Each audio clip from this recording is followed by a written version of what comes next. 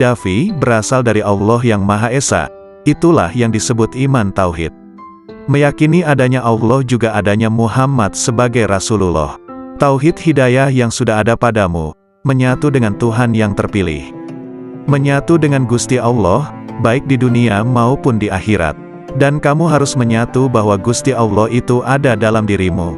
Ruh idafi ada di dalam dirimu. Makrifat itu sebutannya, hidupnya disebut syahadat, hidup tunggal di dalam hidup. Sujud ruku sebagai penghiasnya, ruku berarti dekat dengan Tuhan pilihan. Penderitaan yang selalu menyertai menjelang ajal tidak akan terjadi padamu. Jangan takut menghadapi sakaratil maut. Jangan ikut-ikutan takut menjelang pertemuanmu dengan Allah. Perasaan takut itulah yang disebut dengan sekarat.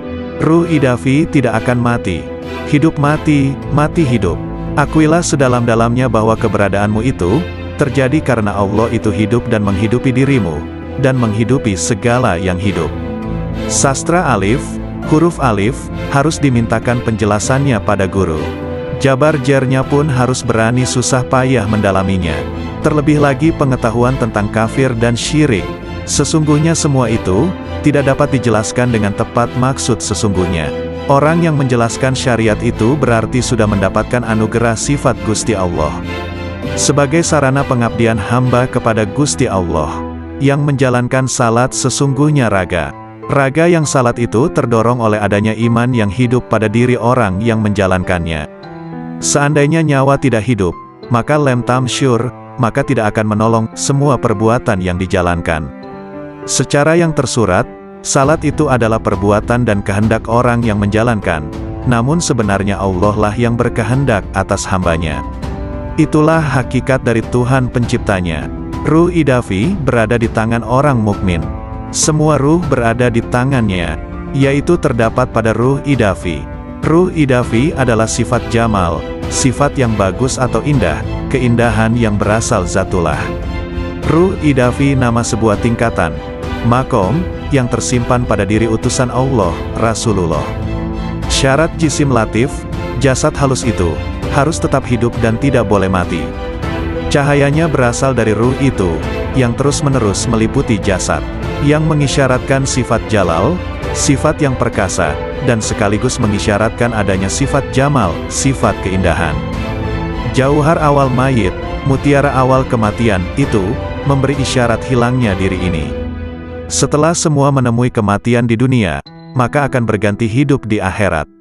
Kurang lebih 3 hari perubahan hidup itu pasti terjadi. Asal mula manusia terlahir, dari adanya ayah, ibu serta Tuhan yang Maha Pencipta.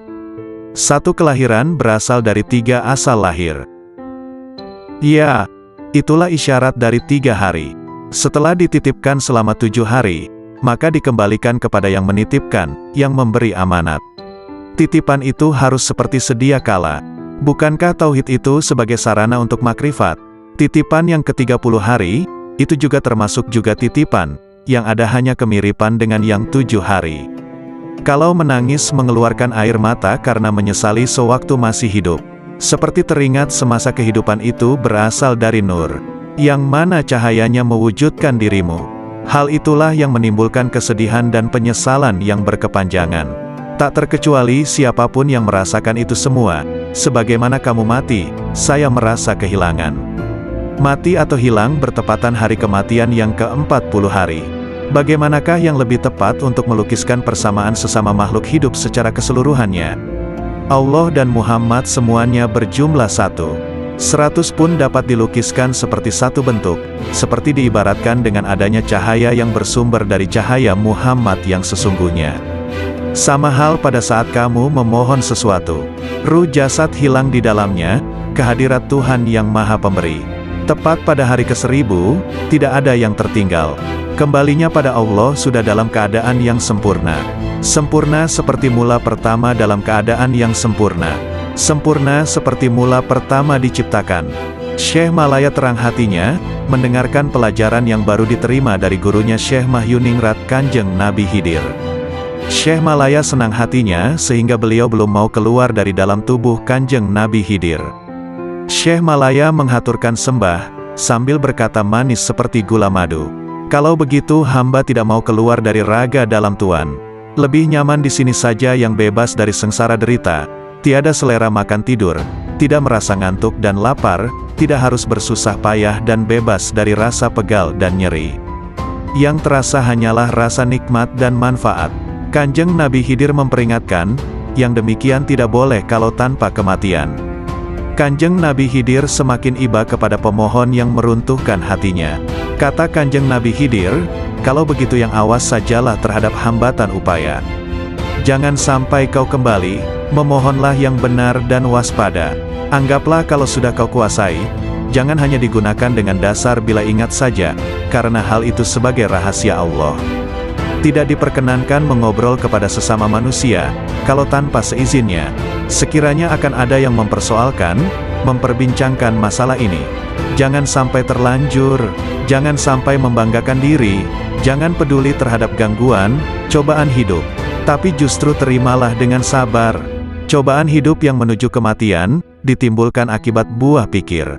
Bentuk yang sebenarnya ialah tersimpan rapat di dalam jagatmu. Hidup tanpa ada yang menghidupi kecuali Allah saja. Tiada antara lamanya tentang adanya itu. Bukankah sudah berada di tubuh? Sungguh, bersama lainnya selalu ada dengan kau. Tak mungkin terpisahkan, kemudian tidak pernah memberitahukan dari mana asalnya dulu. Yang menyatu dalam gerak perputaran bawana.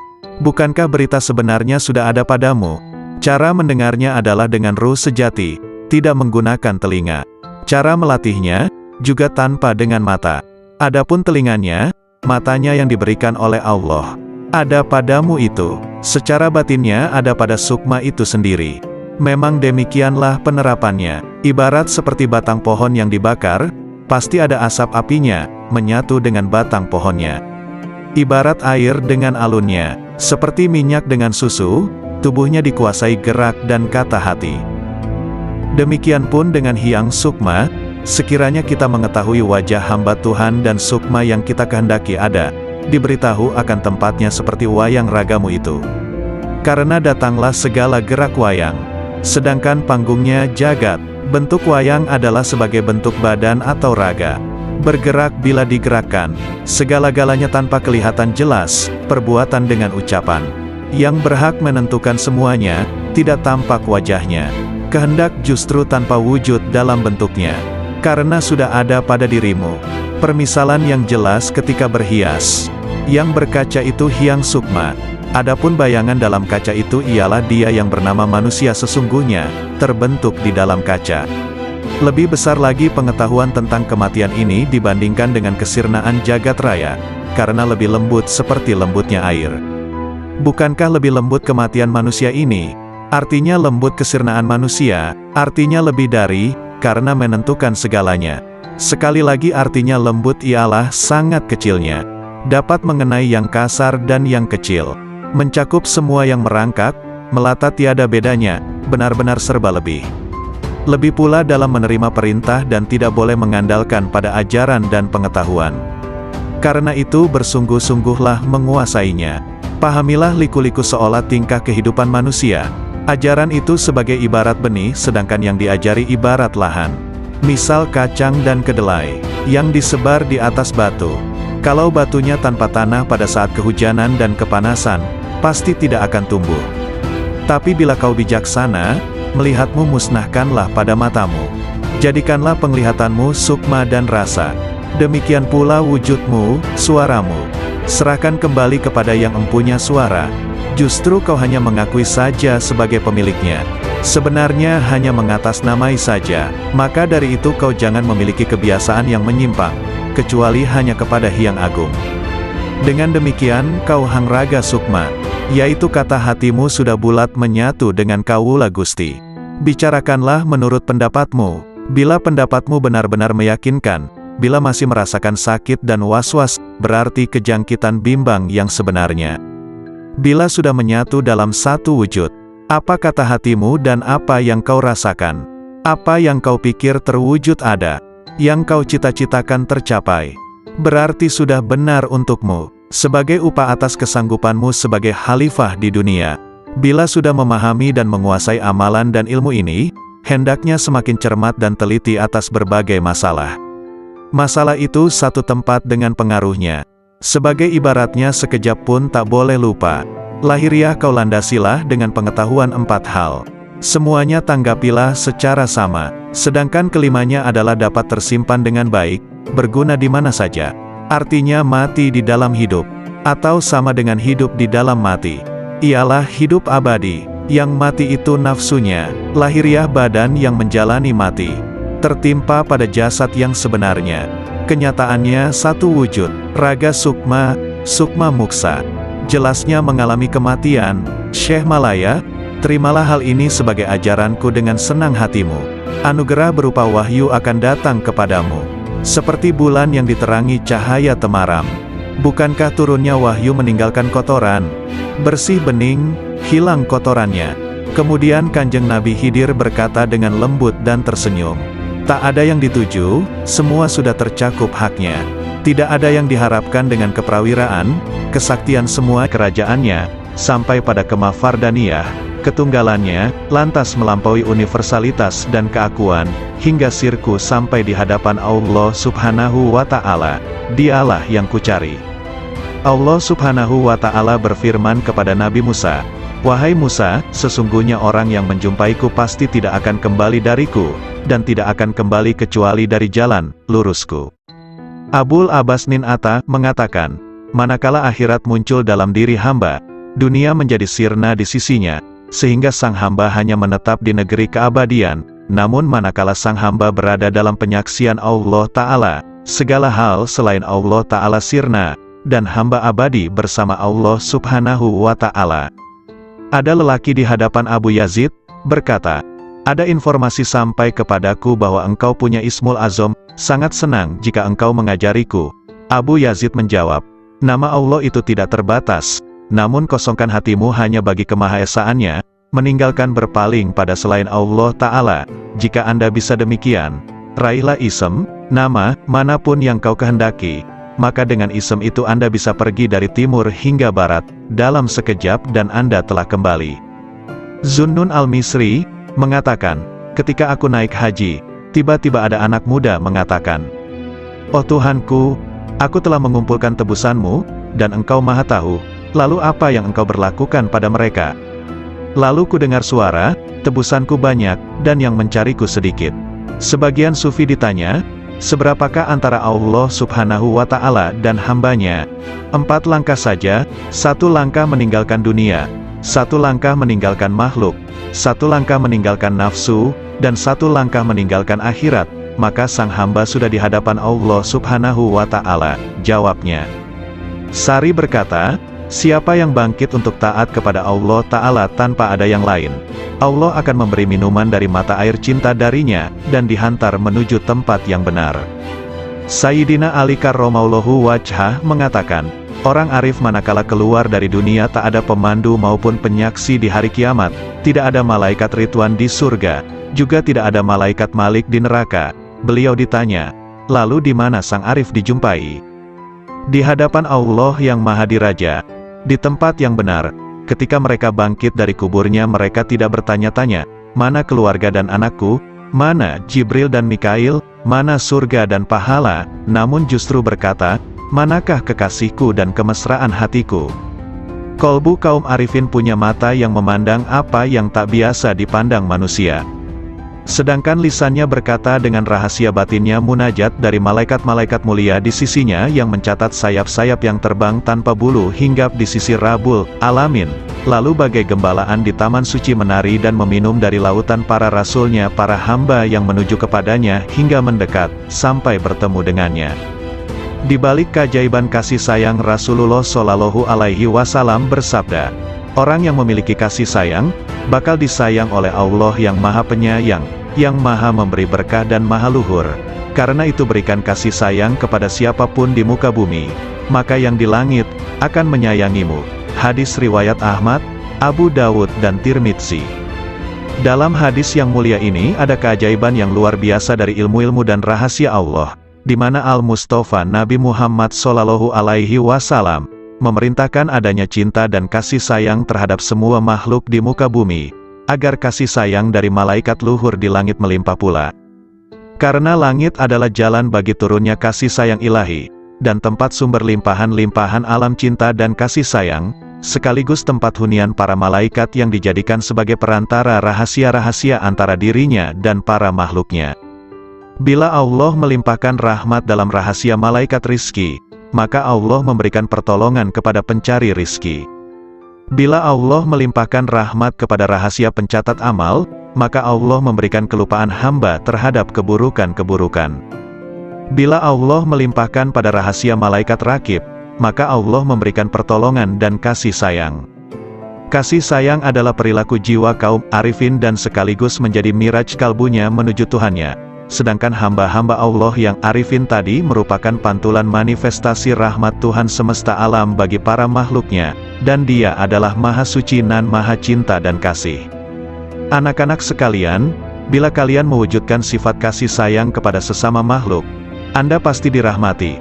Jika Anda bermajlis dengan kaum arifin, pasti Anda sukses jiwamu. Jika Anda bertanya pada kaum yang penuh hikmah Rabbaniyah, pasti Anda mendapatkan pengetahuan. Segala sesuatu itu ada kuncinya. Kunci ilmu itu bertanya. Jika tidak tahu, jika Anda bisa hendaklah bermajlis dengan kaum arifin, yang bisa Anda gali pengetahuan mereka dan hakikat rumusnya, kelembutan isyaratnya, maka sungguh Anda meraih keuntungan. Karena yang paling mulia di antara para ulama adalah ulama Robbaniyun, yang sangat agung dibanding siapapun di muka bumi selain Allah. Karena mereka ini adalah kekasih-kekasih Allah dan pengemban amanah rahasianya. Maka jagalah kehormatan mereka, gerakkan intuisi mereka dengan bertanya yang baik. Karena gejolak ombak dari intuisi kaum arifin itu tidak akan pernah sirna keajaibannya. Maka cukuplah disebut tolol bagi seseorang yang tidak mau belajar pada mereka, meraih limpahan dari kemampuan mereka. Padahal Allah Subhanahu wa Ta'ala telah berfirman, "Bertanyalah kepada ahli zikir manakala kalian tidak tahu." Nabi Shallallahu Alaihi Wasallam juga bersabda, "Bermajlislah dengan orang-orang yang berjiwa besar dan bertanyalah kepada para ulama dan bergaullah dengan para ahli hikmah ilahiyah." Adab pencari ilmu, Zunnun al-Misri berkata, "Ada seorang tokoh di Maroko diceritakan sifat-sifatnya padaku, hingga akhirnya aku menempuh perjalanan ke sana. Selama 40 hari aku diam di sana, namun aku tidak mendapatkan pengetahuan apa-apa. Saya tahu tokoh itu sangat sibuk dengan Tuhannya, padahal aku pun juga tidak pernah sedikit pun mengurangi rasa hormatku. Suatu hari ia melihatku. 'Dari mana seorang pengembara ini?' tanyanya. Aku ceritakan perjalananku dan sebagian kondisi jiwaku. 'Apa yang membuat Anda kemari?' 'Saya ingin menggali ilmu Anda,' kataku. 'Takwalah kepada Allah dan pasrahlah kepadanya, karena Dia adalah yang maha memelihara dan maha terpuji,' katanya kemudian diam begitu lama. 'Mohon ditambah lagi bagiku, semoga Allah merahmatimu. Saya ini orang yang sangat asing, dan datang dari negeri yang jauh. Aku ingin bertanya banyak hal yang bergolak di batinku.' 'Anda ini pelajar, seorang ulama atau peneliti?' tanyanya padaku. 'Saya ini pelajar yang sangat butuh pengetahuan.' 'Nah, Anda sebaiknya tetap di posisi Anda sebagai pelajar. Jagalah adab dan jangan melampaui batas. Sebab jika Anda melampaui batas adab tadi malah rusak manfaatnya.' Para cendekiawan itu dari kalangan para ulama, sedangkan para arifun itu dari kaum sufi yang menempuh jalan kebenaran dan menempuh segala jerih payah kesusahan. Mereka pergi dengan kebajikan dunia akhirat. Semoga Allah memberikan rahmat padamu. Kapankah seorang hamba sampai pada tahap yang Anda ungkapkan sifatnya itu? Tanyaku lagi. Jika ia telah keluarkan hatinya dari sebab akibat duniawi. Kapan seorang hamba bisa demikian? Jika ia telah keluar dari merasa bisa berdaya dan berupaya. Apakah pangkal akhir seorang arif itu? Jika semuanya seperti tiada ketika semuanya ada. Kapan sampai pada martabat sidikin? Jika sudah mengenal dirinya. Kapan mengenal dirinya? Jika telah tenggelam di lautan anugerah, dan keluar dari tempat keegoannya dan berpijak pada langkah keluhuran. Kapan sampai pada sifat-sifat itu? Bila ia duduk di kapal ketunggalan.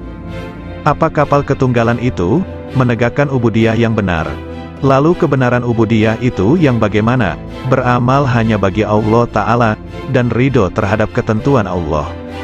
Kalau begitu berilah aku wasiat kepadamu, agar terus bersama Allah. Lagi, cukup Abdul Wahid bin Zaid mengisahkan, suatu hari aku bertemu dengan seseorang ketika di perjalananku, ia memakai baju dari bulu. aku ucapkan salam padanya. Semoga Allah merahmatimu. Aku ingin bertanya suatu hal. Silakan, hari-hari telah lewat dan nafas itu dihitung dan dibatasi, sedangkan Allah terus-menerus mendengar dan melihat.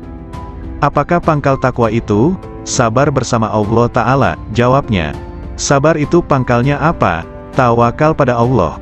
Pangkal tawakal, memutuskan diri hanya bagi Allah. Pangkal memutuskan diri hanya bagi Allah, menyendiri bersama Allah. Pangkal menyendiri, membuang dari hati, segala hal selain Allah. Kalau hidup paling nikmat, berbahagia dengan zikrullah.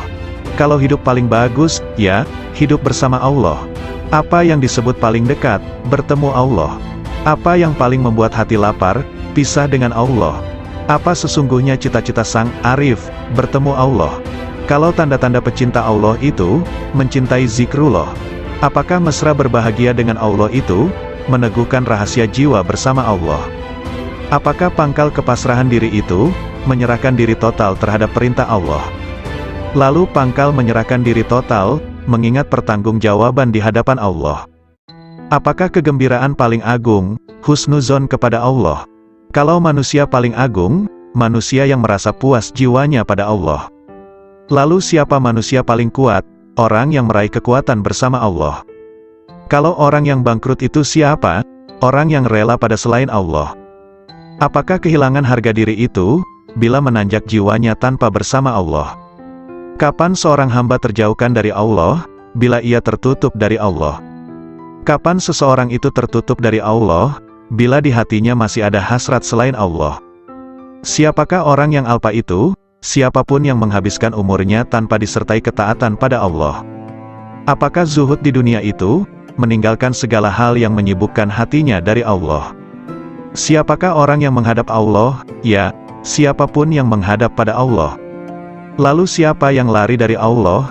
Siapapun yang lari dari Allah. Apakah kolbun salim itu? Kolbu yang di dalamnya tidak ada lagi selain Allah. Tolong beritahu aku, dari mana Anda makan, dari kekayaan Allah? Apa sih yang Anda sukai? Apapun yang ditentukan Allah padaku. Kalau begitu beri aku wasiat, lakukan taat kepada Allah dan ridolah kepada ketentuannya, bersenanglah dengan zikrullah, maka kalian akan jadi pilihan Allah. Orang yang mengenal Allah tidak akan maksiat. Suatu hari dalam perjalananku, kata Zunnun al-Misri, aku bertemu dengan orang tua, yang di wajahnya ada tanda sebagai kaum arifin. Semoga Allah merahmati Anda. Manakah jalan menuju Allah? Tanyaku padanya. Kalau Anda mengenalnya pasti Anda tahu jalan menuju padanya. Apakah seseorang bisa beribadah kepadanya tanpa mengenalnya? Apakah orang yang mengenalnya itu maksiat padanya? Jawabnya, bukankah Adam, itu maksiat padanya dengan keparipurnaan marifatnya? Maka dia lupa, dan kami tidak menemukan baginya tekad. Sudahlah, kita jangan berdebat. Bukankah perbedaan ulama itu rahmat? Memang, kecuali dalam soal konsentrasi tauhid. Konsentrasi tauhid yang bagaimana? Menghilangkan pandangan selain Allah karena kemahatunggalannya. Apakah orang arif itu gembira? Apakah orang arif itu gelisah? Katanya balik bertanya. Bukankah orang yang mengenal Allah itu selalu gundah hatinya? Tidak, bahkan orang yang mengenal Allah kegundahan hatinya sirna. Apakah dunia bisa merubah hati orang arifin?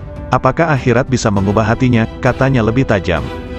Bukankah orang arif itu sangat menghindari makhluk? Nauzubillah, sang arif tidak pernah gentar dengan makhluk. Hanya saja dia hatinya hijrah dan menyendiri bersama Allah. Apakah ada yang mengenal orang arif? Nah, apakah ada yang tidak mengenalnya? Jawabnya. Apakah sang arif bisa putus asa terhadap perkara selain Allah? Apakah ada orang arif yang masih memandang selain Allah, hingga ia harus putus asa? Apakah sang arif itu juga rindu pada Tuhannya? Apakah sang arif pernah kehilangan Allah, sampai ia harus rindu padanya? Apakah Ismul Azam itu? Hendaknya Anda katakan, Allah. Banyak sekali ucapan Anda tetapi tidak bisa membuat diriku bergetar oleh karisma ilahi, kataku. Karena Anda berkata dari dorongan dirimu, bukan dari dorongan ilahi. Nasihati diriku, sudah cukup banyak nasihat bagimu, yang penting Anda tahu bahwa Dia melihatmu. Lalu aku meninggalkan orang itu. Namun begitu bangkit aku bertanya lagi. Apa yang ingin kau perintahkan padaku? Cukuplah dirimu melihat dirimu dalam seluruh tingkah laku jiwamu. Yahya bin Mu'az, rahimahullah ta'ala, ditanya, apakah tanda hati yang benar itu? Hati yang istirahat dari kesusahan dunia. Jawabnya, kalau konsumsi hati, zikir yang hidup, tak pernah mati. Lalu kehendak yang benar itu seperti apa? Meninggalkan kebiasaan-kebiasaan manusiawi. Makna rindu, terus-menerus fokus pada yang di atas. Kapan perkara hamba Allah tuntas? Jika tenteram bersama Allah tanpa hasrat. Kalau tanda-tanda seorang penempuh, tandanya ia tidak sibuk, hatinya, dengan urusan makhluk. Lalu pangkal hidayah itu apa? Ketakwaan yang benar. Apa yang disebut dengan kenikmatan? Berserasi dengan Allah. Siapa yang disebut sebagai orang asing, siapapun yang cinta di hatinya, tidak mencari keuntungan. Kapan seorang hamba sampai pada wilayah Tuhannya? Bila hatinya lepas dari segala hal selain Allah Ta'ala. Apakah yang disebut dengan kebebasan agung itu? Penyerahan total kepada Sang Tuhan? Apakah amal paling utama? Zikir kepada Allah kapan dan di mana saja? Apa yang disebut dengan kebutuhan besar?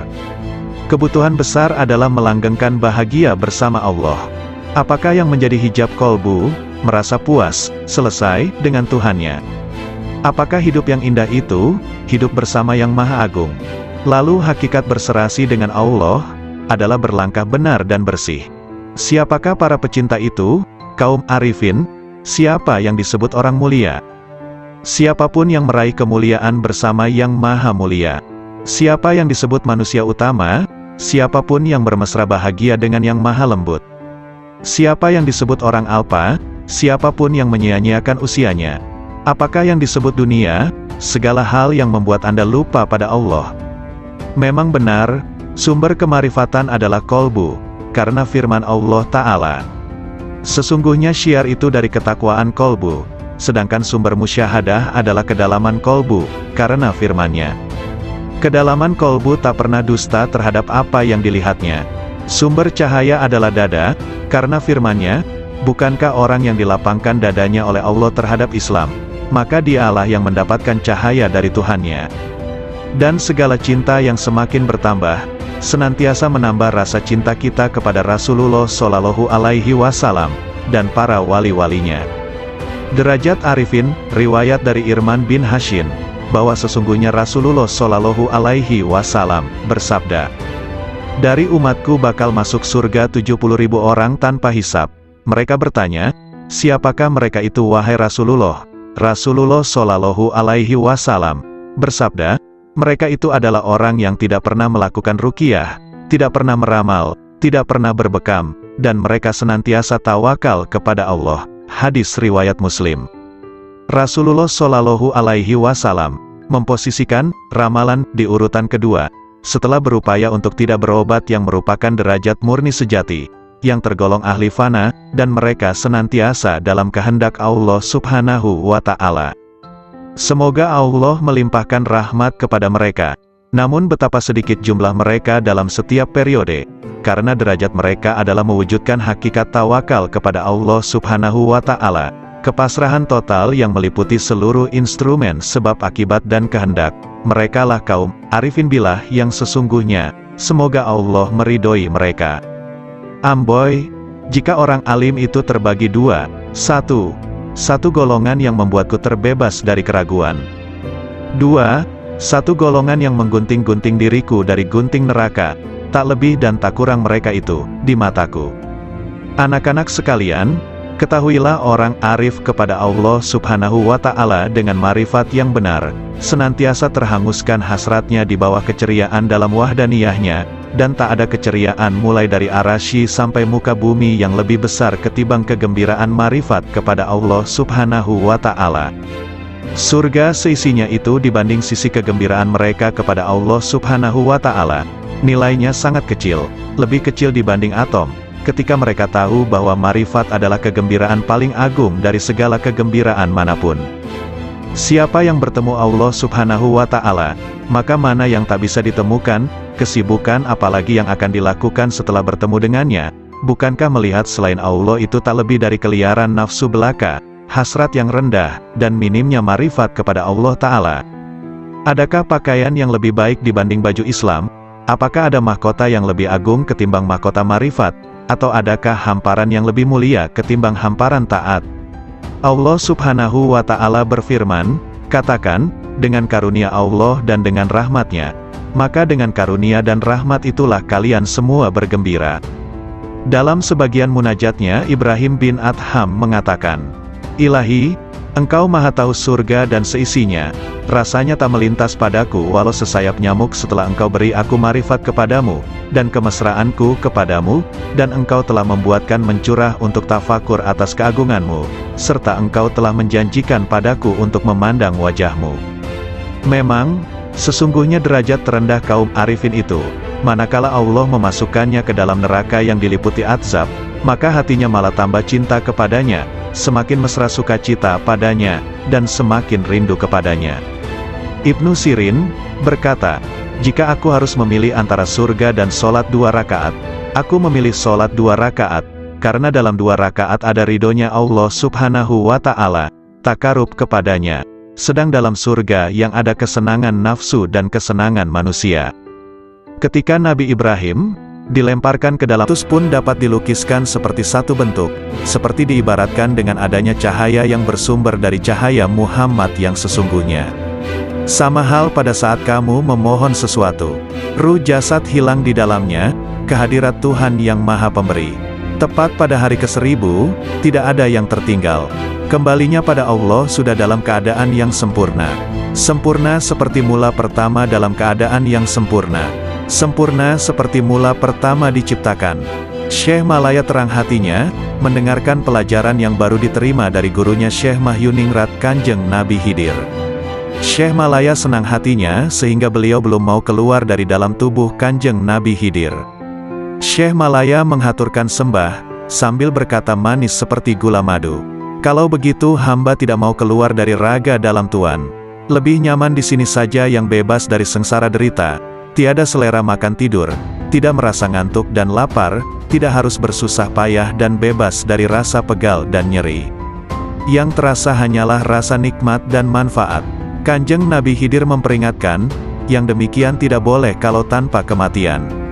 Kanjeng Nabi Khidir semakin iba kepada pemohon yang meruntuhkan hatinya. Kata Kanjeng Nabi Khidir, kalau begitu yang awas sajalah terhadap hambatan upaya. Jangan sampai kau kembali, memohonlah yang benar dan waspada.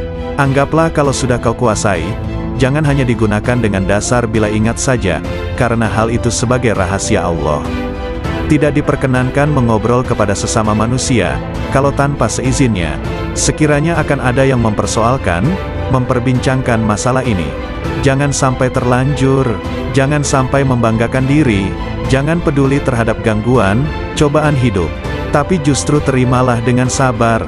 Cobaan hidup yang menuju kematian, ditimbulkan akibat buah pikir. Bentuk yang sebenarnya ialah tersimpan rapat di dalam jagatmu. Hidup tanpa ada yang menghidupi kecuali Allah saja. Tiada antara lamanya tentang adanya itu. Bukankah sudah berada di tubuh? Sungguh, bersama lainnya selalu ada dengan kau. Tak mungkin terpisahkan, kemudian tidak pernah memberitahukan dari mana asalnya dulu. Yang menyatu dalam gerak perputaran bawana. Bukankah berita sebenarnya sudah ada padamu? Cara mendengarnya adalah dengan ruh sejati, tidak menggunakan telinga. Cara melatihnya, juga tanpa dengan mata. Adapun telinganya, matanya yang diberikan oleh Allah. Ada padamu itu, secara batinnya ada pada sukma itu sendiri. Memang demikianlah penerapannya. Ibarat seperti batang pohon yang dibakar, pasti ada asap apinya, menyatu dengan batang pohonnya. Ibarat air dengan alunnya, seperti minyak dengan susu, tubuhnya dikuasai gerak dan kata hati. Demikian pun dengan Hyang Sukma, sekiranya kita mengetahui wajah hamba Tuhan dan sukma yang kita kehendaki ada, diberitahu akan tempatnya seperti wayang ragamu itu. Karena datanglah segala gerak wayang, sedangkan panggungnya jagat. Bentuk wayang adalah sebagai bentuk badan atau raga. Bergerak bila digerakkan, segala-galanya tanpa kelihatan jelas, perbuatan dengan ucapan. Yang berhak menentukan semuanya, tidak tampak wajahnya. Kehendak justru tanpa wujud dalam bentuknya. Karena sudah ada pada dirimu. Permisalan yang jelas ketika berhias. Yang berkaca itu Hyang Sukma. Adapun bayangan dalam kaca itu ialah dia yang bernama manusia sesungguhnya, terbentuk di dalam kaca. Lebih besar lagi pengetahuan tentang kematian ini dibandingkan dengan kesirnaan jagat raya, karena lebih lembut seperti lembutnya air. Bukankah lebih lembut kematian manusia ini? Artinya lembut kesirnaan manusia, artinya lebih dari, karena menentukan segalanya. Sekali lagi artinya lembut ialah sangat kecilnya. Dapat mengenai yang kasar dan yang kecil. Mencakup semua yang merangkak, melata tiada bedanya, benar-benar serba lebih.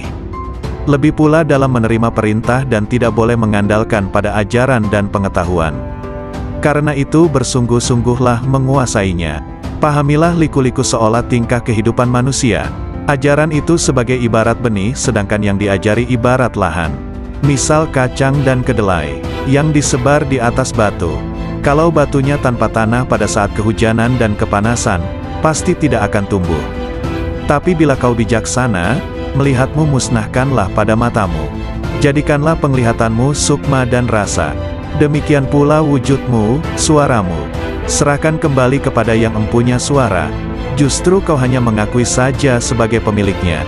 Sebenarnya hanya mengatasnamai saja. Maka dari itu kau jangan memiliki kebiasaan yang menyimpang, kecuali hanya kepada Hyang Agung. Dengan demikian kau hangraga sukma, yaitu kata hatimu sudah bulat menyatu dengan Kawula Gusti. Bicarakanlah menurut pendapatmu. Bila pendapatmu benar-benar meyakinkan, bila masih merasakan sakit dan was-was, berarti kejangkitan bimbang yang sebenarnya. Bila sudah menyatu dalam satu wujud, apa kata hatimu dan apa yang kau rasakan? Apa yang kau pikir terwujud ada, yang kau cita-citakan tercapai. Berarti sudah benar untukmu, sebagai upah atas kesanggupanmu sebagai khalifah di dunia. Bila sudah memahami dan menguasai amalan dan ilmu ini, hendaknya semakin cermat dan teliti atas berbagai masalah. Masalah itu satu tempat dengan pengaruhnya. Sebagai ibaratnya sekejap pun tak boleh lupa. Lahiriah kau landasilah dengan pengetahuan 4 hal. Semuanya tanggapilah secara sama. Sedangkan kelimanya adalah dapat tersimpan dengan baik, berguna di mana saja. Artinya mati di dalam hidup, atau sama dengan hidup di dalam mati. Ialah hidup abadi, yang mati itu nafsunya, lahiriah badan yang menjalani mati. Tertimpa pada jasad yang sebenarnya. Kenyataannya satu wujud, raga sukma, sukma muksa. Jelasnya mengalami kematian. Syekh Malaya, terimalah hal ini sebagai ajaranku dengan senang hatimu. Anugerah berupa wahyu akan datang kepadamu. Seperti bulan yang diterangi cahaya temaram. Bukankah turunnya wahyu meninggalkan kotoran? Bersih bening, hilang kotorannya. Kemudian Kanjeng Nabi Khidir berkata dengan lembut dan tersenyum. Tak ada yang dituju, semua sudah tercakup haknya. Tidak ada yang diharapkan dengan keprawiraan, kesaktian semuanya sudah berlalu. Toh semuanya itu alat peperangan. Habislah sudah wejangan Kanjeng Nabi Khidir. Syekh Malaya merasa sungkan sekali di dalam hati. Mawas diri ke dalam dirinya sendiri. Kehendak hati rasanya sudah mendapat petunjuk yang cukup. Rasa batinnya menjelajah jagat raya tanpa sayap. Ke seluruh jagat raya, jasadnya sudah terkendali. Menguasai hakikat semua ilmu. Misalnya bunga yang masih kuncup, sekarang sudah mekar berkembang dan baunya semerbak mewangi. Karena sudah mendapat San Pancaretna, kemudian Sunan Kalijaga disuruh keluar dari raga Kanjeng Nabi Khidir kembali ke alamnya semula. Lalu Kanjeng Nabi Khidir berkata, "Hai, Malaya, kau sudah diterima Hyang Sukma. Berhasil menyebarkan aroma kasturi yang sebenarnya. Dan rasa yang memanaskan hatimu pun lenyap. Sudah menjelajahi seluruh permukaan bumi. Artinya godaan hati ialah rasa qanaah yang semakin dimantapkan. Ibarat memakai pakaian sutra yang indah. Selalu mawas diri, semua tingkah laku yang halus. Diserapkan ke dalam jiwa, dirawat seperti emas. Dihiasi dengan keselamatan, dan dipajang seperti permata, agar mengetahui akan kemauan berbagai tingkah laku manusia. Perhaluslah budi pekertimu atau akhlak ini. Warna hati kita yang sedang mekar baik, sering dinamakan kasturi jati. Sebagai pertanda bahwa kita tidak mudah goyah terhadap gerak-gerik, sikap hati yang ingin menggapai sesuatu tanpa ilmu, ingin mendalami tentang ruh itu justru keliru. Lagi pula secara penataan, kita itu ibaratnya busana yang dipakai sebagai kerudung. sedangkan yang ikat kepala sebagai sarungmu. Kemudian terlibat ingatan ketika dulu, ibarat mendalami mati ketika berada di dalam rongga ragaku. Tampak oleh Sunan Kalijaga cahaya, yang warnanya merah dan kuning itu, sebagai hambatan yang menghadang agar gagal usaha atau ikhtiar atau cita-citanya. Dan yang putih di tengah itulah yang sebenarnya harus diikuti. Kelimanya harus tetap diwaspadai. Kuasailah seketika, jangan sampai lupa. Bisa dipercaya sifatnya. Berkat kesediaanku berbuat sebagai penyekat. Untuk alat pembebas sifat berbangga diri. Yang selalu didambakan siang dan malam. Bukankah aku banyak sekali melekat atau mengetahui caranya pemuka agama yang ternyata salah dalam penafsiran dan penyampaian keterangannya, anggapannya sudah benar, tak tahunya malah mematikan pengertian yang benar. Akibatnya terperosok dalam penerapannya. Ada pemuka agama yang ibaratnya menjadi murung. Ia hanya sekedar mencari tempat bertengger saja, yaitu pada batang kayu yang baik rimbun, lebat buahnya, kuat batangnya. Untuk kemuliaan hidup baru, ada orang yang berkedudukan, ada yang ikut orang kaya. Akhirnya dimasyarakatkan, ibaratnya seperti sekedar memperoleh kemuliaan sepele. Jadinya tersesat-sesat. Ada pula yang justru memiliki jalan terpaksa. Demikian, artikel ini dimuat di Matops Blog. Assalamualaikum warahmatullahi wabarakatuh. Alhamdulillah, segala puji bagi Allah, Tuhan seru sekalian alam. Kali ini akan dibacakan nasihat atau wejangan Syekh Ahmad Ar-Rifai, pengasas Tarekat Rifaiyah. Nasihat ini diambil dari dailysufi.blogspot.com. Dengan dibacakan nasihat ini, semoga Allah melimpahkan ibrah dan hikmah, guna menggapai ridha ilahi. Musibah batin itu hijab. Sesungguhnya Nabi Shallallahu Alaihi Wasallam bersabda, perbuatan-perbuatan baik bisa menjaga serangan keburukan. Dan sesungguhnya sedekah rahasia itu bisa meniup api amarah Tuhan, dan sebenarnya silaturahim itu menambah usia dan menghapus kemiskinan. Hadis riwayat Tabrani. Dalam hadis yang mulia ini ada pelajaran akhlak mulia, di mana kaum arifin membumbung menuju Rabb-Nya, sebab asas dari marifat adalah makarimul akhlak, semulia-mulianya akhlak, sedangkan akhlak buruk adalah, nauzubillah, adalah wujud terhijabnya rahasia batin dari Allah Ta'ala. Anak-anakku sekalian, di antara musibah rahasia batin terbesar adalah terhijabnya kita dari Allah Subhanahu wa Ta'ala. Maka siapapun yang mendapatkan musibah seperti ini, pada dasarnya ia telah menggabungkan musibah-musibah lainnya.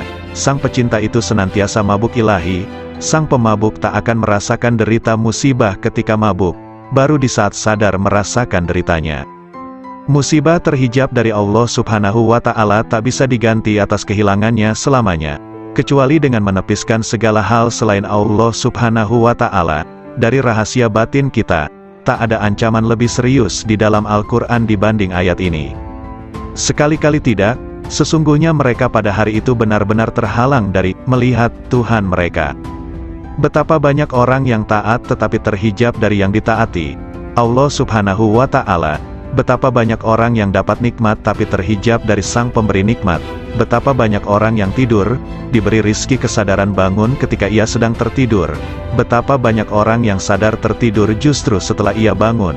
Betapa banyak orang yang pendosa, justru diberi rizki kewalian dan meraih derajat abrar. Betapa banyak orang zuhud yang gugur dari wilayahnya, dan menempuh jalan pendosa.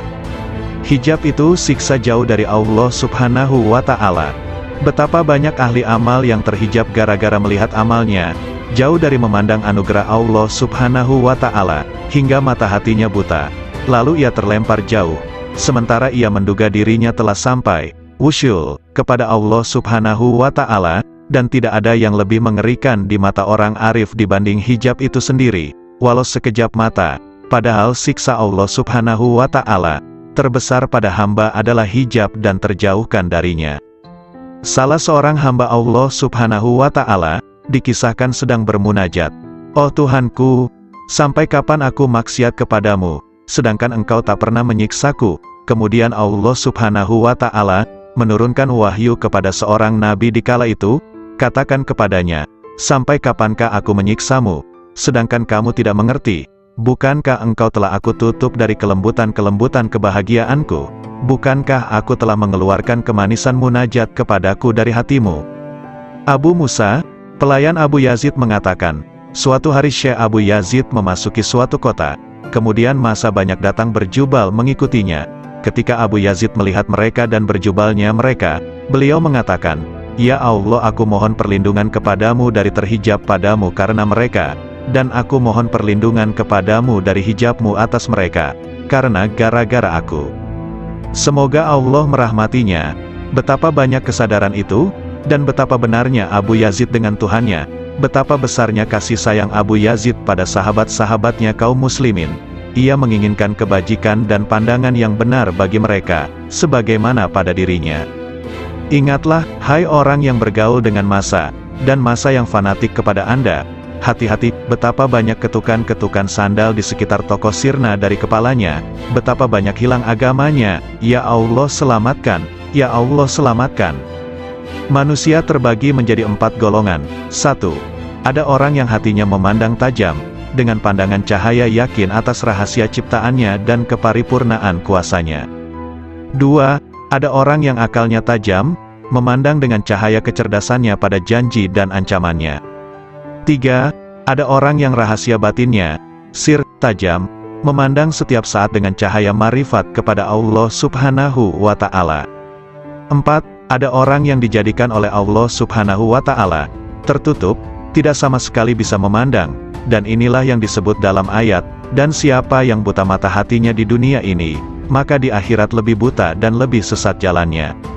Ingatlah, orang kafir itu tertutup dari cahaya hidayah oleh kegelapan sesat.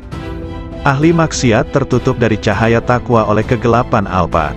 Ahli ibadah tertutup dari cahaya taufik dan pertolongan Allah Ta'ala oleh kegelapan memandang ibadahnya. Bila Allah Subhanahu wa Ta'ala menghilangkan hijab-hijab ini, mereka akan memandang dengan mata cahaya menuju cahaya, maka pada saat itulah mereka terhijab dari segala hal selain Allah Subhanahu wa Ta'ala. Siapa yang memandang pada gerak dan perbuatannya ketika taat kepada Allah Ta'ala, pada saat yang sama ia telah terhijab dari sang empunya gerak dan perbuatan, dan ia jadi merugi besar. Siapa yang memandang sang empunya gerak dan tindakan, ia akan terhijab dari memandang gerak dan perbuatannya sendiri, sebab ketika ia melihat kelemahannya dalam mewujudkan tindakan dan menyempurnakannya, ia telah tenggelam dalam anugerahnya. Terkadang seseorang terhijab dari manisnya ibadah, melalui memandang ibadahnya. Terkadang seseorang terhijab dari kebenaran kehendak, karena memandang manisnya ekstase. Terkadang seseorang terhijab dari memandang Allah Subhanahu wa Ta'ala, sang pemberi anugerah, karena memandang anugerah itu sendiri. An-Nasaj mengatakan, siapa yang memandang dirinya dalam ibadahnya, berarti tidak bisa bersih dari ujub. Siapa yang memandang makhluk, ia tak akan bersih dari riya. Siapa yang memandang taatnya, tak akan bersih dari tipu daya. Siapa yang memandang pahala tak akan pernah bersih dari hijab. Siapa yang memandang Rabb Ta'ala, maka itulah berada dalam posisi yang benar di sisi Tuhan di Raja yang kuasa. Abu Bakar bin Abdullah mengatakan, siapa yang sibuk dengan nuansa hikmah dan rahasia-rahasianya, maka ia akan terhijab dari hakikatnya, dan aku tak pernah diperlihatkan maksiat yang lebih bahaya ketimbang melupakan Allah Subhanahu wa Ta'ala dan penggantungan hati pada selain Allah Subhanahu wa Ta'ala. Setiap hasrat dan zikir pada selain Allah Ta'ala adalah hijab antara dirimu dengan Allah Subhanahu wa Ta'ala. Dalam hadis disebutkan, betapa banyak kebajikan yang dilakukan seseorang yang tak ada keburukan baginya, justru lebih berbahaya padanya dibanding keburukan itu sendiri. Dan betapa banyak keburukan yang dilakukan seseorang yang tak ada kebajikan padanya, justru lebih bermanfaat padanya dibanding kebajikan itu sendiri. Maksudnya, kebajikan itu sebenarnya terpuji, dan keburukan itu tercela. Namun sepanjang seorang hamba dalam berbuat kebajikan masih melihat kebajikannya, maka ia berada di medan pamer dan kebanggaan. Dan sepanjang hamba dalam keburukan, namun ia masih melihat keburukan itu, berarti ia berada di medan remuk redam dirinya dan merasa sangat butuh padanya. Padahal kondisi hamba dalam situasi sangat butuh pada Allah itu lebih baik. Abu Bakar As-Siddiq mengatakan, "Ya Allah, aku mohon berlindungan padamu dari syirik tersembunyi."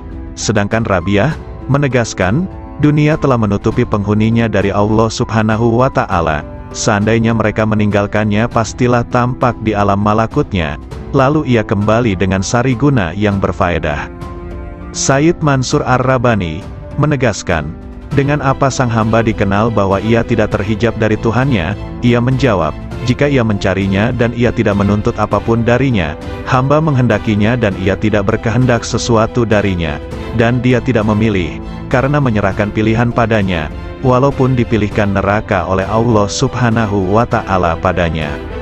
Setiap orang yang di dalam hatinya tidak ada penetrasi karisma ilahi, tidak ada cahaya cinta padanya, tidak ada kemesraan kebersamaan dengannya, maka ia terhijab, tandasnya. Katanya pula, cukuplah buatmu marifat itu, manakala engkau tahu bahwa Allah Subhanahu wa Ta'ala memandangmu, dan cukuplah ibadah itu, bila Allah Subhanahu wa Ta'ala itu tidak butuh padamu. Cukuplah cinta itu bagimu, jika engkau tahu bahwa cintanya mendahului cintamu padanya. Cukuplah zikir bagimu, bahwa zikirnya mendahului zikirmu. Hati ketika dilanda karisma ilahi, segala hal berbau syahwat sirna. Ketika hati di hamparan marifat, segala hal kealpaan sirna. Hati ketika didudukkan pada tempat ketunggalan dengan tunggal bagi yang tunggal, itulah tempat duduk yang benar. Malunya kaum arifin, Rasulullah Shallallahu Alaihi Wasallam bersabda, malu itu sebagian dari iman. Hadis riwayat Muslim. Memutuskan diriku hanya kepada Tuhanku, dan pilihanku kepadanya dibanding lainnya, serta aku tidak pernah makan kecuali bersama tamuku. Rabi'ah al-Basriyah mengatakan, oh Tuhanku, hasratku di dunia dan di akhirat nanti hanya mengingatmu, dan hasratku di akhirat dari akhirat hanya memandangmu, maka lakukanlah antara keduanya sekehendakmu. Abu Yazid al-Bistami menegaskan, rahasia batinku naik menuju Allah Subhanahu wa Ta'ala, lalu terbang dengan sayap marifat dengan cahaya kecerdasan di cakrawala wahdaniyah, kemahatunggalannya.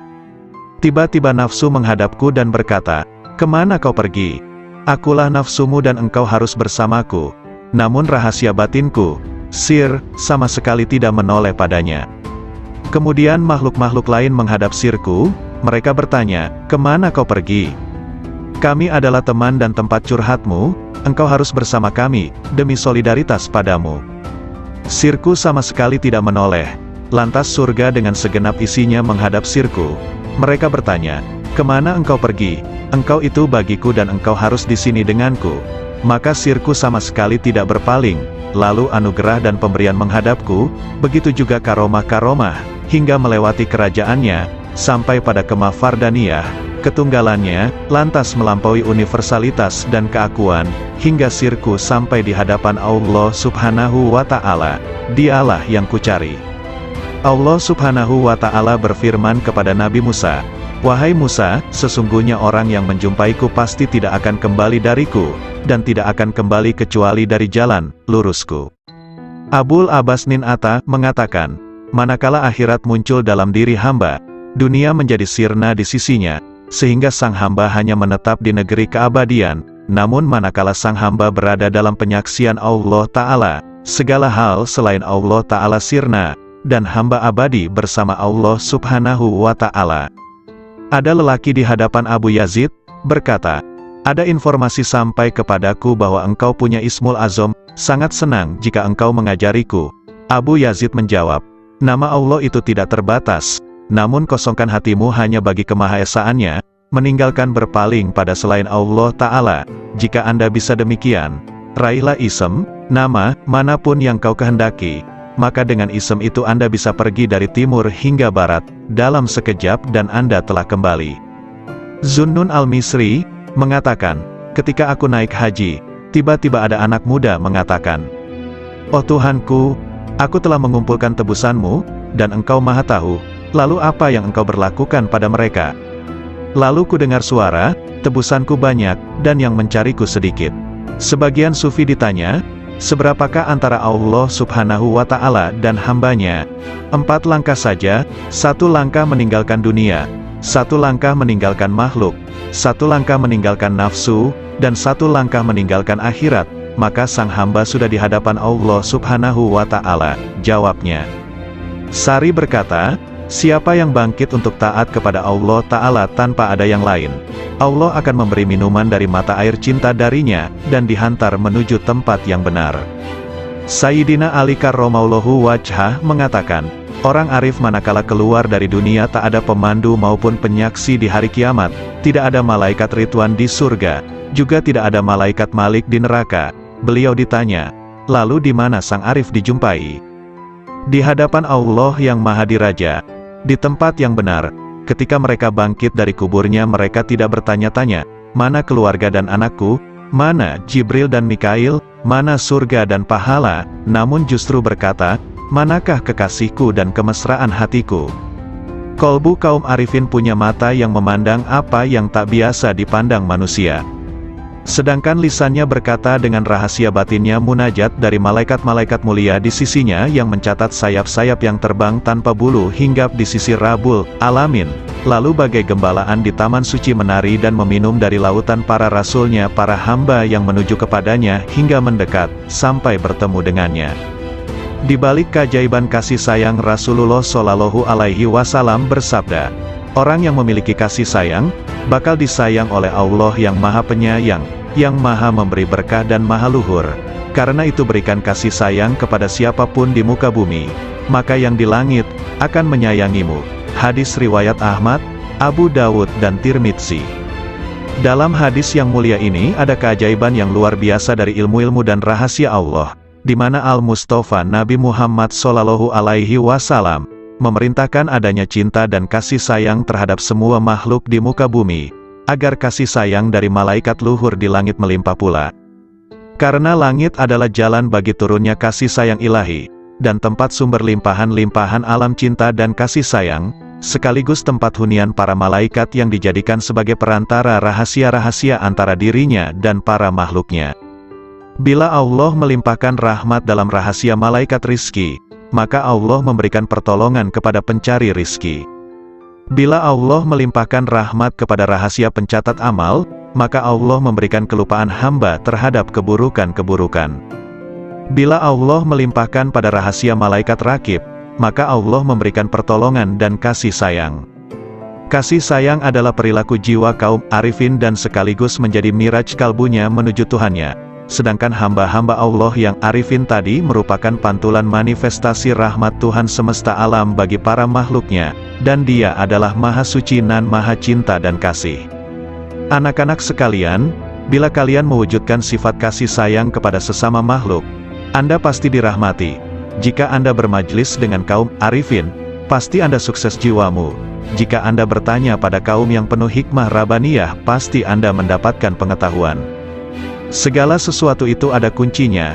Kunci ilmu itu bertanya, jika tidak tahu, jika Anda bisa hendaklah bermajlis dengan kaum arifin, yang bisa Anda gali pengetahuan mereka dan hakikat rumusnya, kelembutan isyaratnya, maka sungguh Anda meraih keuntungan, karena yang paling mulia di antara para ulama adalah ulama Robbaniyun, yang sangat agung dibanding siapapun di muka bumi selain Allah, karena mereka ini adalah kekasih-kekasih Allah dan pengemban amanah rahasianya. Maka jagalah kehormatan mereka, gerakkan intuisi mereka dengan bertanya yang baik, karena gejolak ombak dari intuisi kaum arifin itu tidak akan pernah sirna keajaibannya, maka cukuplah disebut tolol bagi seseorang yang tidak mau belajar pada mereka, meraih limpahan dari kemampuan mereka, padahal Allah Subhanahu wa Ta'ala telah berfirman, bertanyalah kepada ahli zikir manakala kalian tidak tahu. Nabi Shallallahu Alaihi Wasallam juga bersabda, bermajlislah dengan orang-orang yang berjiwa besar dan bertanyalah kepada para ulama dan bergaulah dengan para ahli hikmah ilahiyah. Adab pencari ilmu, Zunnun al-Misri berkata, ada seorang tokoh di Maroko diceritakan sifat-sifatnya padaku, hingga akhirnya aku menempuh perjalanan ke sana. Selama 40 hari aku diam di sana, namun aku tidak mendapatkan pengetahuan apa-apa. Saya tahu tokoh itu sangat sibuk dengan Tuhannya, padahal aku pun juga tidak pernah sedikit pun mengurangi rasa hormatku. Suatu hari ia melihatku. Dari mana seorang pengembara ini? Tanyanya. Aku ceritakan perjalananku dan sebagian kondisi jiwaku. Apa yang membuat Anda kemari? Saya ingin menggali ilmu Anda, kataku. Takwalah kepada Allah dan pasrahlah kepadanya, karena Dia adalah yang maha memelihara nan maha terpuji, katanya kemudian diam begitu lama. Mohon ditambah lagi bagiku, semoga Allah merahmatimu. Saya ini orang yang sangat asing, dan datang dari negeri yang jauh. Aku ingin bertanya banyak hal yang bergolak di batinku. Anda ini pelajar, seorang ulama atau peneliti, tanyanya padaku. Saya ini pelajar yang sangat butuh pengetahuan. Nah, Anda sebaiknya tetap di posisi Anda sebagai pelajar, jagalah adab dan jangan melampaui batas, sebab jika Anda melampaui batas adab tadi malah rusak manfaatnya. Para cendekiawan itu dari kalangan para ulama, sedangkan para arifun itu dari kaum sufi yang menempuh jalan kebenaran dan menempuh segala jerih payah kesusahan, mereka pergi dengan kebajikan dunia akhirat. Semoga Allah memberikan rahmat padamu. Kapankah seorang hamba sampai pada tahap yang Anda ungkapkan sifatnya itu? Tanyaku lagi. Jika ia telah keluarkan hatinya dari sebab akibat duniawi. Kapan seorang hamba bisa demikian? Jika ia telah keluar dari merasa bisa berdaya dan berupaya. Apakah pangkal akhir seorang arif itu? Jika semuanya seperti tiada ketika semuanya ada. Kapan sampai pada martabat sidikin? Jika sudah mengenal dirinya. Kapan mengenal dirinya? Jika telah tenggelam di lautan anugerah, dan keluar dari tempat keegoannya dan berpijak pada langkah keluhuran. Kapan sampai pada sifat-sifat itu? Bila ia duduk di kapal ketunggalan. Apa kapal ketunggalan itu? Menegakkan ubudiyah yang benar. Lalu kebenaran ubudiyah itu yang bagaimana? Beramal hanya bagi Allah Ta'ala, dan ridho terhadap ketentuan Allah. Kalau begitu berilah aku wasiat kepadamu, agar terus bersama Allah. Lagi, cukup Abdul Wahid bin Zaid mengisahkan, suatu hari aku bertemu dengan seseorang ketika di perjalananku, ia memakai baju dari bulu. Aku ucapkan salam padanya. Semoga Allah merahmatimu, aku ingin bertanya suatu hal. Silakan, hari-hari telah lewat dan nafas itu dihitung dan dibatasi, sedangkan Allah terus-menerus mendengar dan melihat. Apakah pangkal takwa itu? Sabar bersama Allah Ta'ala, jawabnya. Sabar itu pangkalnya apa? Tawakal pada Allah. Pangkal tawakal, memutuskan diri hanya bagi Allah. Pangkal memutuskan diri hanya bagi Allah, menyendiri bersama Allah. Pangkal menyendiri, membuang dari hati, segala hal selain Allah. Kalau hidup paling nikmat, berbahagia dengan zikrullah. Kalau hidup paling bagus, ya, hidup bersama Allah. Apa yang disebut paling dekat, bertemu Allah. Apa yang paling membuat hati lapar, pisah dengan Allah. Apa sesungguhnya cita-cita sang arif, bertemu Allah. Kalau tanda-tanda pecinta Allah itu, mencintai zikrullah. Apakah mesra berbahagia dengan Allah itu, meneguhkan rahasia jiwa bersama Allah. Apakah pangkal kepasrahan diri itu, menyerahkan diri total terhadap perintah Allah. Lalu pangkal menyerahkan diri total, mengingat pertanggungjawaban di hadapan Allah. Apakah kegembiraan paling agung, husnuzon kepada Allah? Kalau manusia paling agung, manusia yang merasa puas jiwanya pada Allah. Lalu siapa manusia paling kuat? Orang yang meraih kekuatan bersama Allah. Kalau orang yang bangkrut itu siapa? Orang yang rela pada selain Allah. Apakah kehilangan harga diri itu, bila menanjak jiwanya tanpa bersama Allah? Kapan seorang hamba terjauhkan dari Allah, bila ia tertutup dari Allah? Kapan seseorang itu tertutup dari Allah, bila di hatinya masih ada hasrat selain Allah? Siapakah orang yang alpa itu? Siapapun yang menghabiskan umurnya tanpa disertai ketaatan pada Allah. Apakah zuhud di dunia itu? Meninggalkan segala hal yang menyibukkan hatinya dari Allah. Siapakah orang yang menghadap Allah? Ya, siapapun yang menghadap pada Allah. Lalu siapa yang lari dari Allah? Siapapun yang lari dari Allah. Apakah kolbun salim itu? Kolbu yang di dalamnya tidak ada lagi selain Allah. Tolong beritahu aku, dari mana Anda makan, dari kekayaan Allah. Apa sih yang Anda sukai? Apapun yang ditentukan Allah padaku. Kalau begitu beri aku wasiat, lakukan taat kepada Allah dan ridolah kepada ketentuannya, bersenanglah dengan zikrullah, maka kalian akan jadi pilihan Allah. Orang yang mengenal Allah tidak akan maksiat. Suatu hari dalam perjalananku, kata Zunnun al-Misri, aku bertemu dengan orang tua, yang di wajahnya ada tanda sebagai kaum arifin. Semoga Allah merahmati Anda. Manakah jalan menuju Allah? Tanyaku padanya. Kalau Anda mengenalnya pasti Anda tahu jalan menuju padanya. Apakah seseorang bisa beribadah kepadanya tanpa mengenalnya? Apakah orang yang mengenalnya itu maksiat padanya? Jawabnya, bukankah Adam itu maksiat padanya dengan keparipurnaan marifatnya? Maka dia lupa, dan kami tidak menemukan baginya tekad. Sudahlah, kita jangan berdebat. Bukankah perbedaan ulama itu rahmat? Memang, kecuali dalam soal konsentrasi tauhid. Konsentrasi tauhid yang bagaimana? Menghilangkan pandangan selain Allah karena kemahatunggalannya. Apakah orang arif itu gembira? Apakah orang arif itu gelisah? Katanya balik bertanya. Bukankah orang yang mengenal Allah itu selalu gundah hatinya? Tidak, bahkan orang yang mengenal Allah kegundahan hatinya sirna. Apakah dunia bisa merubah hati orang arifin? Apakah akhirat bisa mengubah hatinya? Katanya lebih tajam. Bukankah orang arif itu sangat menghindari makhluk? Nauzubillah, sang arif tidak pernah gentar dengan makhluk. Hanya saja dia hatinya hijrah dan menyendiri bersama Allah. Apakah ada yang mengenal orang arif? Nah, apakah ada yang tidak mengenalnya? Jawabnya. Apakah sang arif bisa putus asa terhadap perkara selain Allah? Apakah ada orang arif yang masih memandang selain Allah, hingga ia harus putus asa? Apakah sang arif itu juga rindu pada Tuhannya? Apakah sang arif pernah kehilangan Allah, sampai ia harus rindu padanya? Apakah Ismul Azam itu? Hendaknya Anda katakan, Allah.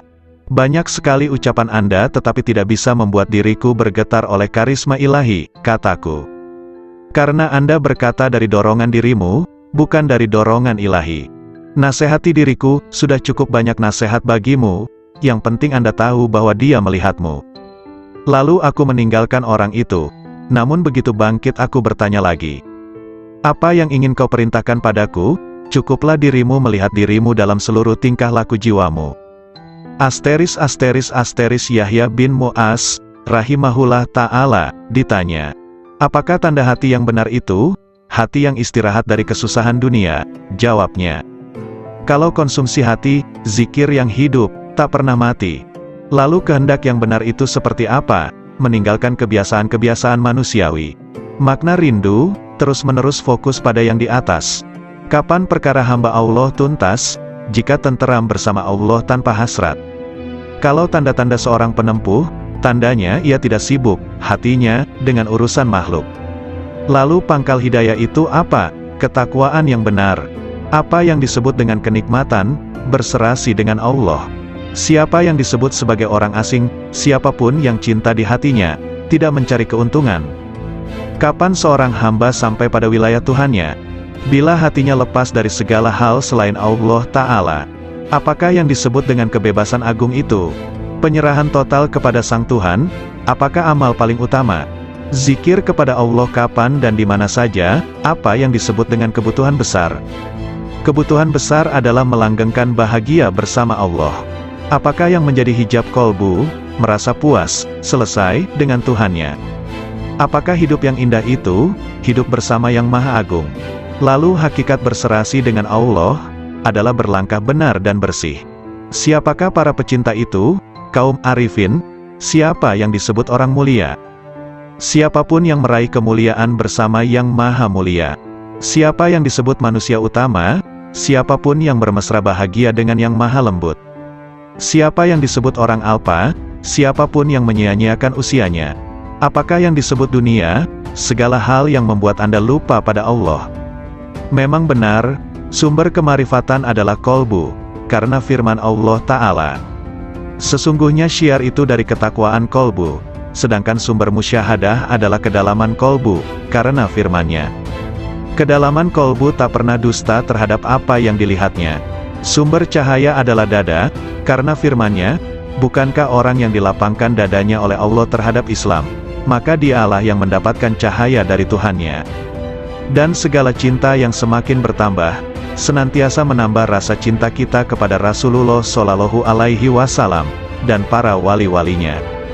Derajat Arifin, riwayat dari Irman bin Hashim, bahwa sesungguhnya Rasulullah Shallallahu Alaihi Wasallam, bersabda, dari umatku bakal masuk surga 70.000 orang tanpa hisab. Mereka bertanya, siapakah mereka itu wahai Rasulullah? Rasulullah Shallallahu Alaihi Wasallam bersabda, mereka itu adalah orang yang tidak pernah melakukan ruqyah, tidak pernah meramal, tidak pernah berbekam, dan mereka senantiasa tawakal kepada Allah. Hadis riwayat Muslim. Rasulullah Shallallahu Alaihi Wasallam memposisikan ramalan di urutan kedua, setelah berupaya untuk tidak berobat yang merupakan derajat murni sejati.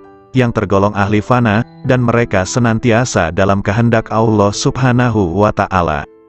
Semoga Allah melimpahkan rahmat kepada mereka. Namun betapa sedikit jumlah mereka dalam setiap periode, karena derajat mereka adalah mewujudkan hakikat tawakal kepada Allah Subhanahu wa Ta'ala, kepasrahan total yang meliputi seluruh instrumen sebab akibat dan kehendak. Merekalah kaum arifin billah yang sesungguhnya. Semoga Allah meridhoi mereka. Amboi, jika orang alim itu terbagi dua, satu golongan yang membuatku terbebas dari keraguan. Dua, satu golongan yang menggunting-gunting diriku dari gunting neraka, tak lebih dan tak kurang mereka itu, di mataku. Anak-anak sekalian, ketahuilah orang arif kepada Allah Subhanahu wa Ta'ala dengan marifat yang benar, senantiasa terhanguskan hasratnya di bawah keceriaan dalam wahdaniyahnya, dan tak ada keceriaan mulai dari arasy sampai muka bumi yang lebih besar ketimbang kegembiraan marifat kepada Allah Subhanahu wa Ta'ala.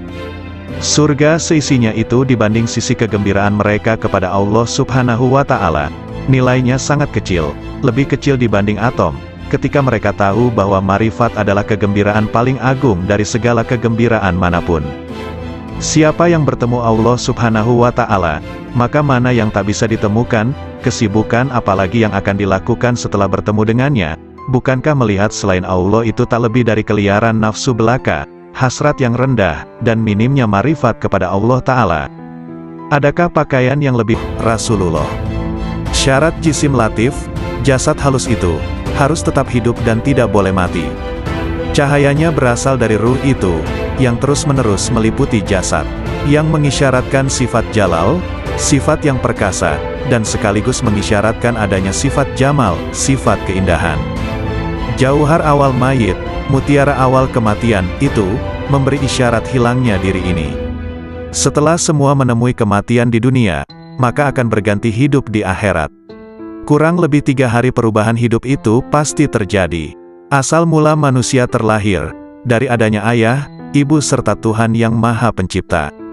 Satu kelahiran berasal dari 3 asal lahir. Ya, itulah isyarat dari 3 hari. Setelah dititipkan selama 7 hari, maka dikembalikan kepada yang menitipkan, yang memberi amanat. Titipan itu harus seperti sedia kala. Bukankah tauhid itu sebagai sarana untuk makrifat? Titipan yang ke-30 hari, itu juga termasuk juga titipan, yang ada hanya kemiripan dengan yang 7 hari.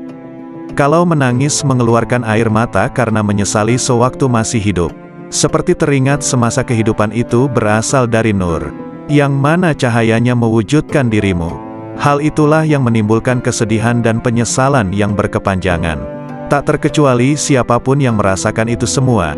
Sebagaimana kamu mati, saya merasa kehilangan. Mati atau hilang bertepatan hari kematian yang ke-40 hari. Bagaimanakah yang lebih tepat untuk melukiskan persamaan sesama makhluk hidup secara keseluruhannya? Allah dan Muhammad semuanya berjumlah 100 pun dapat dilukiskan seperti satu bentuk, seperti diibaratkan dengan adanya cahaya yang bersumber dari cahaya Muhammad yang sesungguhnya. Sama hal pada saat kamu memohon sesuatu, ruh jasad hilang di dalamnya, kehadirat Tuhan yang Maha Pemberi. Tepat pada hari ke-1000, tidak ada yang tertinggal. Kembalinya pada Allah sudah dalam keadaan yang sempurna. Sempurna seperti mula pertama dalam keadaan yang sempurna. Sempurna seperti mula pertama diciptakan. Syekh Malaya terang hatinya, mendengarkan pelajaran yang baru diterima dari gurunya Syekh Mahyuningrat Kanjeng Nabi Khidir. Syekh Malaya senang hatinya sehingga beliau belum mau keluar dari dalam tubuh Kanjeng Nabi Khidir. Syekh Malaya menghaturkan sembah, sambil berkata manis seperti gula madu. Kalau begitu hamba tidak mau keluar dari raga dalam Tuan. Lebih nyaman di sini saja yang bebas dari sengsara derita. Tiada selera makan tidur, tidak merasa ngantuk dan lapar, tidak harus bersusah payah dan bebas dari rasa pegal dan nyeri. Yang terasa hanyalah rasa nikmat dan manfaat. Kanjeng Nabi Khidir memperingatkan, yang demikian tidak boleh kalau tanpa kematian. Kanjeng Nabi Khidir semakin iba kepada pemohon yang meruntuhkan hatinya. Kata Kanjeng Nabi Khidir, kalau begitu yang awas sajalah terhadap hambatan upaya. Jangan sampai kau kembali, memohonlah yang benar dan waspada. Anggaplah kalau sudah kau kuasai, jangan hanya digunakan dengan dasar bila ingat saja, karena hal itu sebagai rahasia Allah. Tidak diperkenankan mengobrol kepada sesama manusia, kalau tanpa seizinnya. Sekiranya akan ada yang mempersoalkan, memperbincangkan masalah ini. Jangan sampai terlanjur, jangan sampai membanggakan diri, jangan peduli terhadap gangguan, cobaan hidup. Tapi justru terimalah dengan sabar. Cobaan hidup yang menuju kematian, ditimbulkan akibat buah pikir. Bentuk yang sebenarnya ialah tersimpan rapat di dalam jagatmu. Hidup tanpa ada yang menghidupi kecuali Allah saja. Tiada antara lamanya tentang adanya itu. Bukankah sudah berada di tubuh? Sungguh, bersama lainnya selalu ada dengan kau. Tak mungkin terpisahkan, kemudian tidak pernah memberitahukan dari mana asalnya dulu. Yang menyatu dalam gerak perputaran bawana. Bukankah berita sebenarnya sudah ada padamu? Cara mendengarnya adalah dengan ruh sejati, tidak menggunakan telinga. Cara melatihnya, juga tanpa dengan mata. Adapun telinganya, matanya yang diberikan oleh Allah. Ada padamu itu, secara batinnya ada pada sukma itu sendiri. Memang demikianlah penerapannya, ibarat seperti batang pohon yang dibakar, pasti ada asap apinya, menyatu dengan batang pohonnya. Ibarat air dengan alunnya, seperti minyak dengan susu, tubuhnya dikuasai gerak dan kata hati.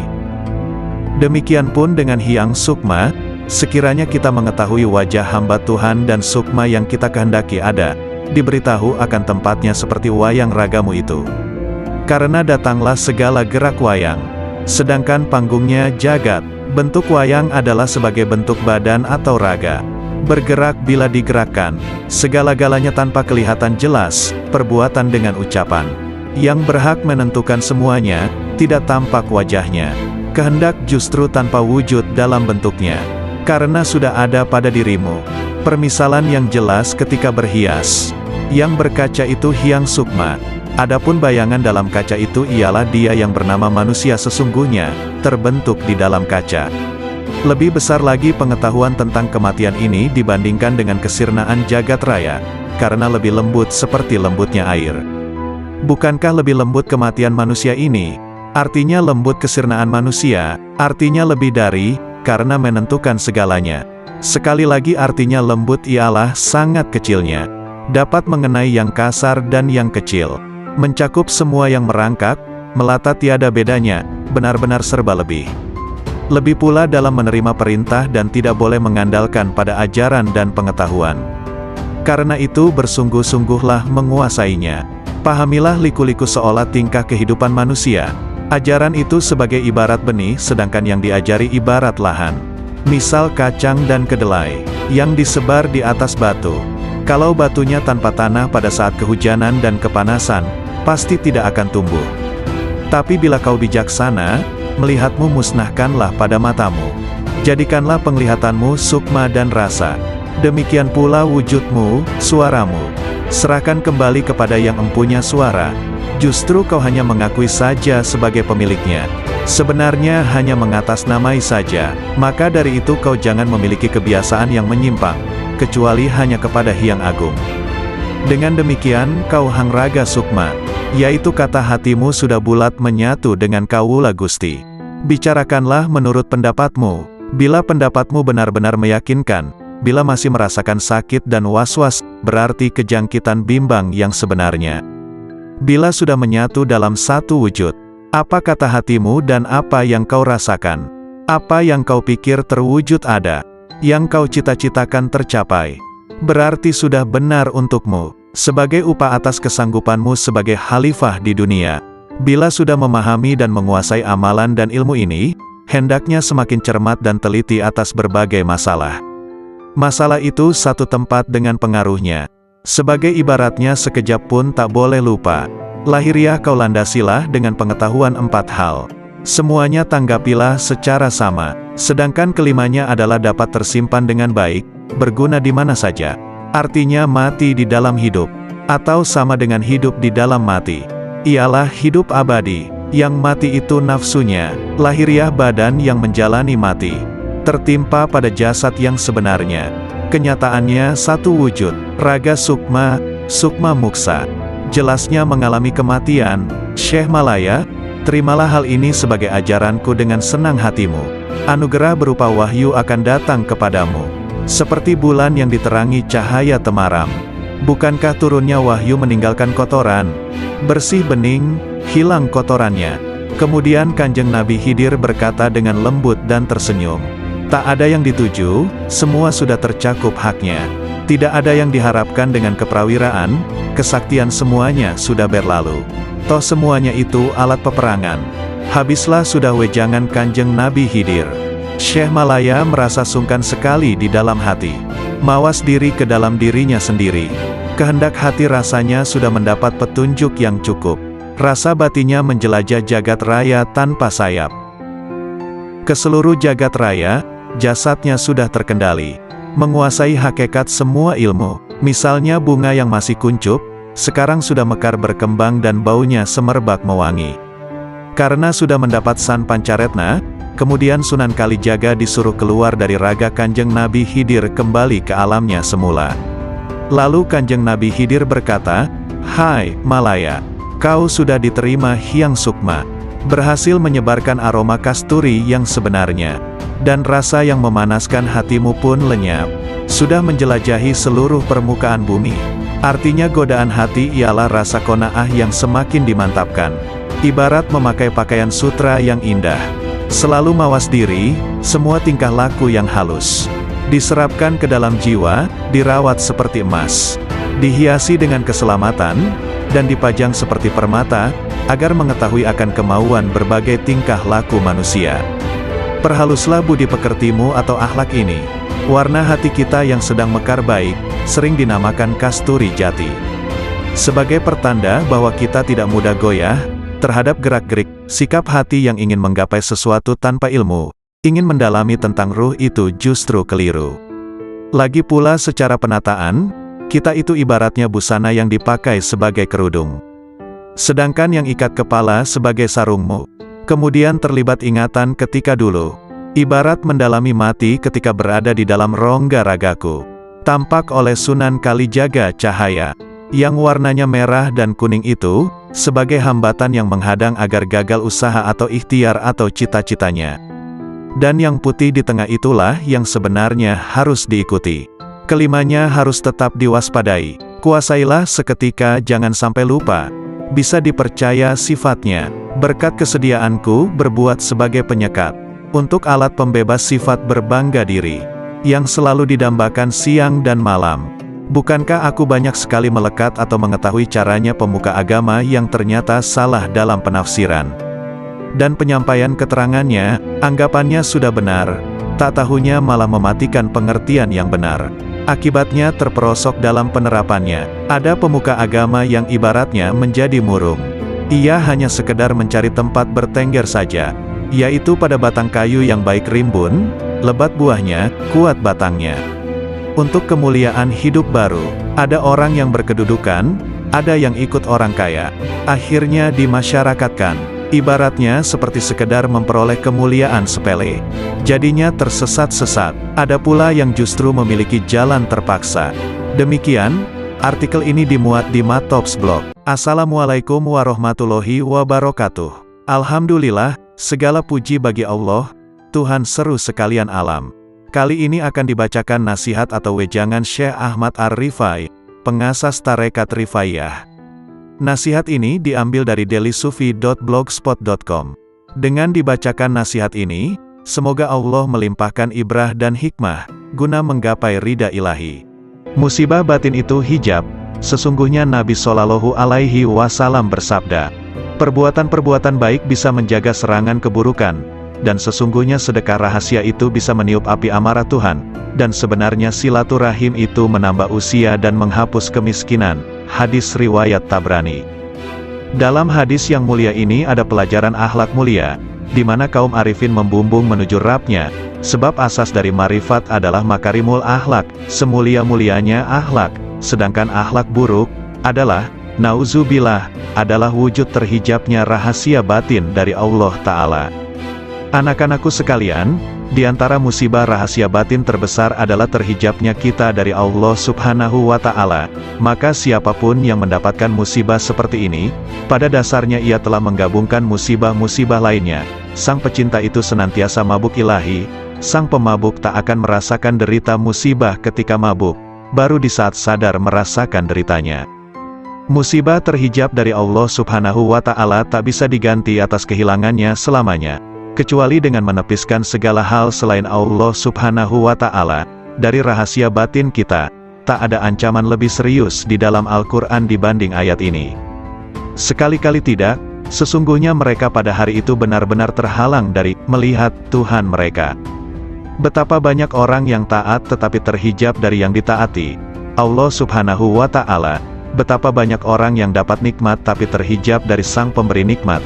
Betapa banyak orang yang tidur, diberi rizki kesadaran bangun ketika ia sedang tertidur. Betapa banyak orang yang sadar tertidur justru setelah ia bangun. Betapa banyak orang yang pendosa, justru diberi rizki kewalian dan meraih derajat abrar. Betapa banyak orang zuhud yang gugur dari wilayahnya, dan menempuh jalan pendosa. Hijab itu siksa jauh dari Allah Subhanahu wa Ta'ala. Betapa banyak ahli amal yang terhijab gara-gara melihat amalnya, jauh dari memandang anugerah Allah Subhanahu wa Ta'ala, hingga mata hatinya buta. Lalu ia terlempar jauh, sementara ia menduga dirinya telah sampai, wusyul, kepada Allah Subhanahu wa Ta'ala, dan tidak ada yang lebih mengerikan di mata orang arif dibanding hijab itu sendiri, walau sekejap mata. Padahal siksa Allah Subhanahu wa Ta'ala terbesar pada hamba adalah hijab dan terjauhkan darinya. Salah seorang hamba Allah Subhanahu wa Ta'ala dikisahkan sedang bermunajat, "Oh Tuhanku, sampai kapan aku maksiat kepadamu, sedangkan Engkau tak pernah menyiksaku?" Kemudian Allah Subhanahu wa Ta'ala menurunkan wahyu kepada seorang nabi di kala itu, "Katakan kepadanya, sampai kapankah aku menyiksamu, sedangkan kamu tidak mengerti? Bukankah engkau telah aku tutup dari kelembutan-kelembutan kebahagiaanku? Bukankah aku telah mengeluarkan kemanisan munajat kepadaku dari hatimu?" Abu Musa, pelayan Abu Yazid mengatakan, suatu hari Syekh Abu Yazid memasuki suatu kota, kemudian massa banyak datang berjubal mengikutinya. Ketika Abu Yazid melihat mereka dan berjubalnya mereka, beliau mengatakan, "Ya Allah, aku mohon perlindungan kepadamu dari terhijab padamu karena mereka, dan aku mohon perlindungan kepadamu dari hijabmu atas mereka, karena gara-gara aku." Semoga Allah merahmatinya. Betapa banyak kesadaran itu, dan betapa benarnya Abu Yazid dengan Tuhannya, betapa besarnya kasih sayang Abu Yazid pada sahabat-sahabatnya kaum muslimin. Ia menginginkan kebajikan dan pandangan yang benar bagi mereka, sebagaimana pada dirinya. Ingatlah, hai orang yang bergaul dengan massa, dan massa yang fanatik kepada Anda. Hati-hati, betapa banyak ketukan-ketukan sandal di sekitar toko sirna dari kepalanya, betapa banyak hilang agamanya. Ya Allah selamatkan, ya Allah selamatkan. Manusia terbagi menjadi 4 golongan. 1. Ada orang yang hatinya memandang tajam, dengan pandangan cahaya yakin atas rahasia ciptaannya dan keparipurnaan kuasanya. 2. Ada orang yang akalnya tajam, memandang dengan cahaya kecerdasannya pada janji dan ancamannya. 3. Ada orang yang rahasia batinnya, sir, tajam, memandang setiap saat dengan cahaya marifat kepada Allah Subhanahu wa Ta'ala. 4. Ada orang yang dijadikan oleh Allah Subhanahu wa Ta'ala tertutup, tidak sama sekali bisa memandang, dan inilah yang disebut dalam ayat, "Dan siapa yang buta mata hatinya di dunia ini, maka di akhirat lebih buta dan lebih sesat jalannya." Ingatlah, orang kafir itu tertutup dari cahaya hidayah oleh kegelapan sesat. Ahli maksiat tertutup dari cahaya takwa oleh kegelapan alpa. Ahli ibadah tertutup dari cahaya taufik dan pertolongan Allah Ta'ala oleh kegelapan memandang ibadahnya. Bila Allah Subhanahu wa Ta'ala menghilangkan hijab-hijab ini, mereka akan memandang dengan mata cahaya menuju cahaya, maka pada saat itulah mereka terhijab dari segala hal selain Allah Subhanahu wa Ta'ala. Siapa yang memandang pada gerak dan perbuatannya ketika taat kepada Allah Ta'ala, pada saat yang sama ia telah terhijab dari sang empunya gerak dan perbuatan, dan ia jadi merugi besar. Siapa yang memandang sang empunya gerak dan tindakan, ia akan terhijab dari memandang gerak dan perbuatannya sendiri, sebab ketika ia melihat kelemahannya dalam mewujudkan tindakan dan menyempurnakannya, ia telah tenggelam dalam anugerahnya. Terkadang seseorang terhijab dari manisnya ibadah, melalui memandang ibadahnya. Terkadang seseorang terhijab dari kebenaran kehendak, karena memandang manisnya ekstase. Terkadang seseorang terhijab dari memandang Allah Subhanahu wa Ta'ala, Sang Pemberi Anugerah, karena memandang anugerah itu sendiri. An-Nasaj mengatakan, siapa yang memandang dirinya dalam ibadahnya, berarti tidak bisa bersih dari ujub. Siapa yang memandang makhluk, ia tak akan bersih dari riya. Siapa yang memandang taatnya, tak akan bersih dari tipu daya. Siapa yang memandang pahala tak akan pernah bersih dari hijab. Siapa yang memandang Rabb Ta'ala, maka itulah berada dalam posisi yang benar di sisi Tuhan di Raja yang kuasa. Abu Bakar bin Abdullah mengatakan, siapa yang sibuk dengan nuansa hikmah dan rahasia-rahasianya, maka ia akan terhijab dari hakikatnya, dan aku tak pernah diperlihatkan maksiat yang lebih bahaya ketimbang melupakan Allah Subhanahu wa Ta'ala dan penggantungan hati pada selain Allah Subhanahu wa Ta'ala. Setiap hasrat dan zikir pada selain Allah Ta'ala adalah hijab antara dirimu dengan Allah Subhanahu wa Ta'ala. Dalam hadis disebutkan, betapa banyak kebajikan yang dilakukan seseorang yang tak ada keburukan baginya, justru lebih berbahaya padanya dibanding keburukan itu sendiri. Dan betapa banyak keburukan yang dilakukan seseorang yang tak ada kebajikan padanya, justru lebih bermanfaat padanya dibanding kebajikan itu sendiri. Maksudnya, kebajikan itu sebenarnya terpuji, dan keburukan itu tercela. Namun sepanjang seorang hamba dalam berbuat kebajikan masih melihat kebajikannya, maka ia berada di medan pamer dan kebanggaan. Dan sepanjang hamba dalam keburukan, namun ia masih melihat keburukan itu, berarti ia berada di medan remuk redam dirinya dan merasa sangat butuh padanya. Padahal kondisi hamba dalam situasi sangat butuh pada Allah itu lebih baik. Abu Bakar As-Siddiq mengatakan, "Yanlah kelain Allah. Setiap apa yang kau harapkan teguh dengan hijrah kepada Allah." Riwayat Anas bin Malik berkata, bahwa di bawah dinding di